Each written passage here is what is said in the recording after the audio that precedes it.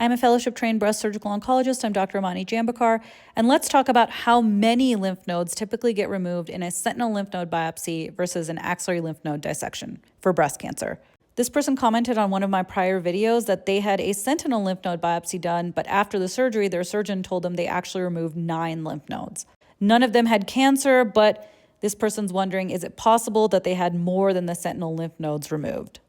And the answer is yes. This is a picture depicting a sentinel lymph node biopsy, and that is removing the typically 1 to 3 lymph nodes, which the breast cancer would spread to if it were to try to spread outside of the cancer to the lymph nodes under the arm. Usually that's anywhere between 1 and 3 lymph nodes.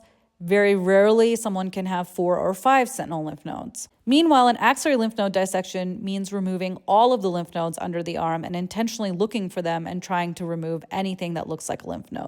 This is a study from April of 2025, which agrees with prior studies that the number of lymph nodes you had removed in a sentinel lymph node biopsy defines what kind of complications you may face. And it showed that in their study population of 643 patients, on average, there were 2.44 sentinel lymph nodes removed, and the lymphedema rate was just 4.4%, but there was a 20% overall complication rate.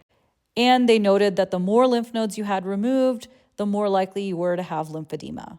So if you had more than 4 lymph nodes removed, according to this study and several others, then you are at increased risk for complications, which are more commonly seen with women who had axillary lymph node dissections or all the lymph nodes intentionally removed from under the arm.